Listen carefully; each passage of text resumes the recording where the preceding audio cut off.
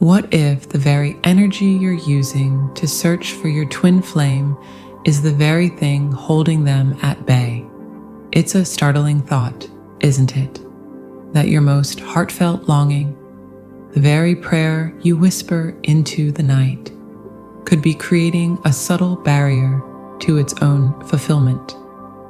You see, we've been taught that finding this kind of transcendent love is about the search, about healing enough, learning enough, becoming perfect enough to finally deserve it.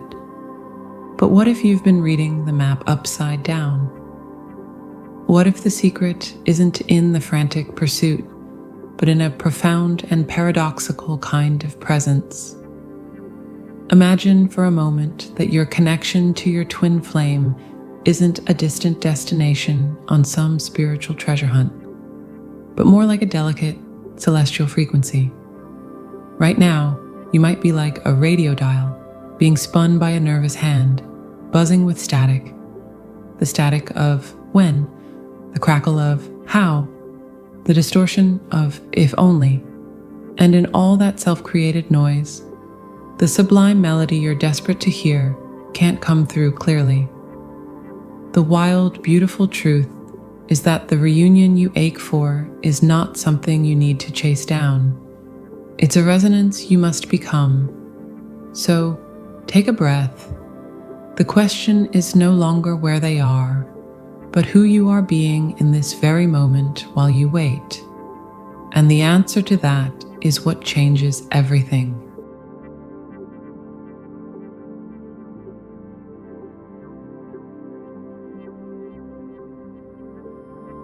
Let us delve into the beautiful, maddening, and profoundly transformative mystery of what I call the sacred physics of non-action. This isn't your typical let go and let God spiel. This is something far more potent, far more demanding, and I need you to really listen, not just with your mind, but with the quietest part of your soul. You see, you've been trying to solve a celestial equation with a terrestrial calculator. Your twin flame connection, that breathtaking, terrifying, all-consuming mirror of your soul, operates on a frequency that is fundamentally non-linear. It doesn't care for your 5-year plans or your meticulously crafted vision boards. It exists in the realm of quantum entanglement, where particles communicate instantaneously across galaxies, not in the realm of frantic texting and social media stalking. And here is the cosmic joke, the beautiful paradox that trips up even the most dedicated seekers. Us. Your relentless pursuit, your beautiful heart-wrenched striving to make this reunion happen, is the very energy that creates a dissonant wave pushing the harmony just out of reach. It's like trying to hear a symphony by shouting into the concert hall. You're adding your own noise, and then you wonder why the music feels faint. Think of it this way. You are a radio, a magnificent, sophisticated receiver designed to tune into a specific, a sublime station, the frequency of union. But when you are anxious, when you are desperate, when you are in that state of, I need this to happen now, you are, in effect, frantically spinning the dial. Click, click, click, past static, past snippets of other songs, your hand shaking with urgency. You're so close to the station, you can almost hear the melody, but your own frantic energy keeps you from landing on it cleanly. The signal is right there, but you're creating the interference. Energetic stillness, then, is not about turning the radio off. It's about taking a deep, soul-level breath, calming your trembling hand, and with the utmost trust and precision, allowing the dial to click into its perfect, predetermined place. The moment you stop forcing it, the music floods through you, clear and whole. This is where we have to be brutally, compassionately honest. How much of your spiritual work is actually a disguised form of control? Be honest now. Are you meditating to connect, or are you meditating to force a connection? Are you reciting affirmations to embody a state of wholeness, or are you using them like incantations, hoping to magically summon your twin flame to your doorstep by Tuesday? I've been there, my friend. Oh, have I been there? The spiritual overachiever in me thought that if I just healed enough, read enough, cried enough, I would earn my reunion like a gold star. It's a sneaky ego trap, this spiritual striving. It dresses up your longing in the clothes of productivity, but it's still rooted in the same old lack. The belief that you are separate and that you must do something to end that separation. But the universe doesn't respond to your resume of healing. It responds to your vibrational state of being. And a state of frantic doing screams, I am incomplete, I am lacking, I am waiting for you to make me whole. And so the universe, in its infinite wisdom and love, obliges. It holds up a mirror to your stated frequency. You feel incomplete? Very well, let's explore that. Here is more separation, so you can truly understand what wholeness means. It's not a punishment. It is the most profound act of love. It is giving you exactly what you need to learn, the lesson you yourself are asking for. So what is the practice? It's the cultivation of a profound inner silence. It's pulling your energy back from the future you've been fantasizing about and planting your feet, bare and present, on the ground of this very moment, right here, right now, where the air touches your skin, where the hum of your computer is the only sound, where you are, in this breath, perfectly safe and perfectly alive. It's about becoming a still, deep lake. A lake doesn't chase the rivers that feed it. It doesn't beg the rain to fall. It simply rests in its own depths, and by its very nature of being deep and still, it draws everything it needs to itself. Your wholeness is not a future event contingent on a reunion. Your wholeness is the prerequisite, and you access it not by adding more to yourself, but by subtracting the noise, the fear, the desperate narrative. This is the grand, hilarious paradox. The reunion you are seeking with such fervor can only find you when you stop being a seeker and start being a sovereign, self-contained beacon of your own light. When you are finally, utterly bored with the drama content in your own company. It's when you genuinely stop needing your twin flame to complete you that you become the complete being they can finally, harmoniously join. And you know what the wildest part of all this is? The moment you truly, authentically land in this stillness, you'll feel a shift so subtle and yet so powerful, it will rewrite your entire story. But what about that other, even more insidious story you've been telling yourself? The one about not being worthy enough for this love? Ah, now that is a conversation for another time. And it's the one that holds the final key to unlocking the door you've been knocking on for so long.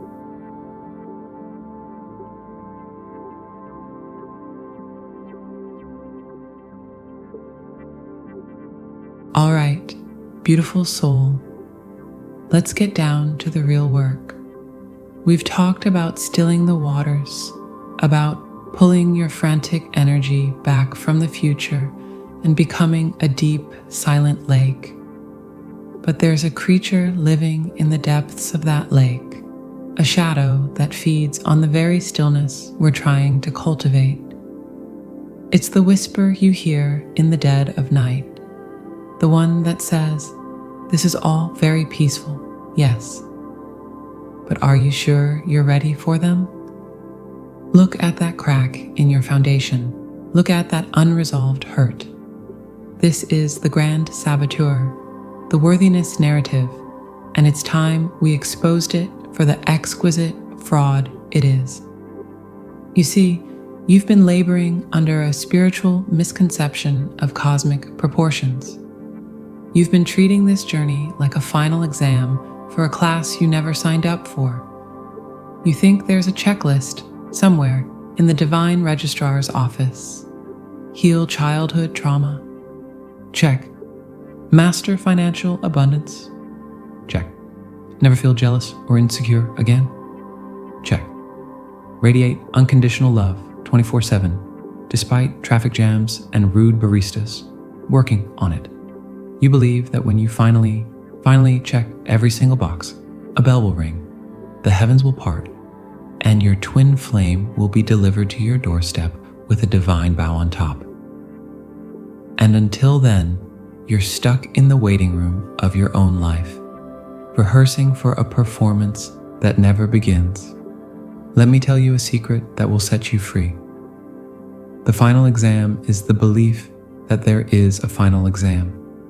This narrative is a cage of your own making, built with the bars of when and if. When I love myself completely, if I can just figure out this one last trigger, it's a brilliant, diabolical delay tactic orchestrated by the ego, which is terrified of the very union your soul craves. Why? Because the ego's job is to maintain separation. It knows that in the radiant, mirror-like presence of your twin flame, all its stories, all its defenses, all its not enough narratives will be incinerated in the blinding light of truth. So it does the only thing it can. It convinces you that you need more time. It turns your healing from a path of self-discovery into a perpetual, unwinnable game of spiritual whack-a-mole. Think of it like this. You're an art restorer, tasked with caring for a centuries-old, priceless masterpiece, but you've been told you can't let anyone see the painting until every last crack, every faded pigment, every trace of its history is erased, and it looks brand new. So you toil in a back room, alone, under a single dim light, afraid to unveil your beauty because you can still see the ghost of a hairline fracture near the bottom. What you fail to realize is that the so-called flaws, the cracks, the fading, the patina of experience, are what make the masterpiece authentic and valuable. They are the evidence of its journey, its resilience, its story. Your twin flame isn't coming to see a sterile, factory-new reproduction. They're coming to witness the glorious, messy, authentic, and real work of art that you are, cracks and all. In fact, it is precisely your cracks that they will love most deeply, for they are the fingerprints of your shared journey. So, what is the alternative? It's not about achieving some pristine state of enlightenment. It's about a radical, almost rebellious act of self-acceptance that happens right now in the middle of the mess. It's about looking at that part of you that still feels jealous, that still gets scared, that still secretly believes it's unlovable, and instead of scolding it, you open the door and you say, "Oh, there you are. I see you. You're a part of this family too. Come on in and have a seat by the fire." This isn't giving up on growth.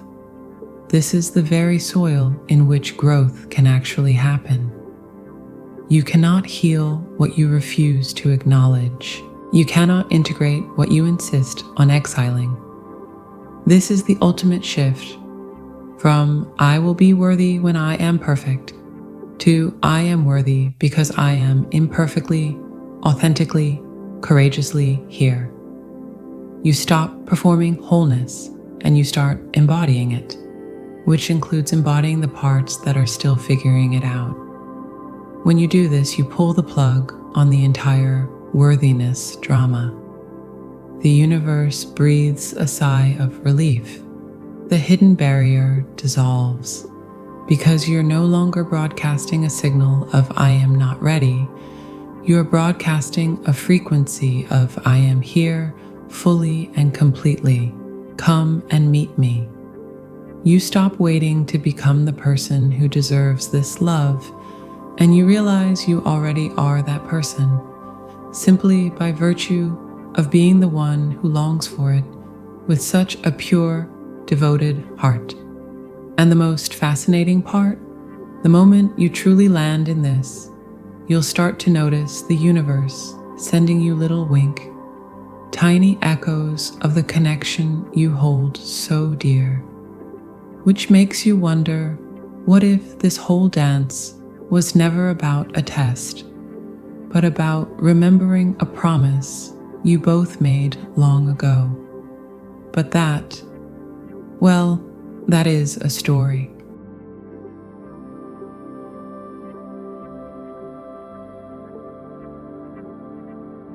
So here you stand at the edge of a quiet revolution within your own soul.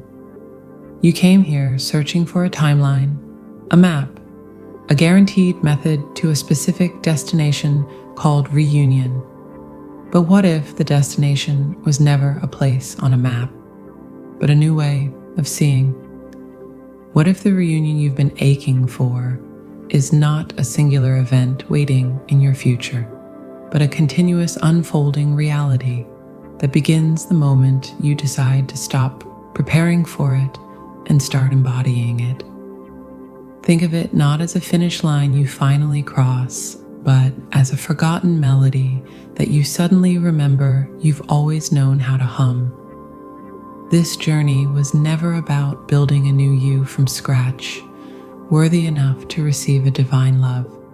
It was always about the courageous, sometimes messy, act of excavation, of dusting off the timeless masterpiece that has always been there beneath the stories of doubt and the fear of not being enough. You weren't being prepared for your twin flame. You were being reintroduced to the part of yourself that never, for a single moment, lost connection with them. This entire dance of separation and longing, it was just the universe's most intense and compassionate workshop to remind you of your own indelible wholeness. The beautiful, liberating truth is that you are not a petitioner begging for love at the gates of a castle. You are the sovereign of your own inner kingdom, and the decree for union has already been signed. With the ink of your own tears, your resilience, and the unshakable spark of hope that led you here, the quick and wonderful reunion the message promised doesn't crash into your life from the outside. It blooms from the sacred ground of your own acceptance. It is the natural, inevitable consequence of you laying down the heavy armor of striving and simply standing in the radiant, vulnerable, glorious truth of who you are right now. This is your invitation to stop waiting for the stars to align and to realize you are the very constellation they've been aligning with all along. The music has already started. The door is not locked. It is and always has been open. The only thing left to ask yourself in the quiet sanctuary of your own heart is this: are you ready to stop reading the invitation and finally step inside the celebration? After all, your favorite person is already waiting for you there.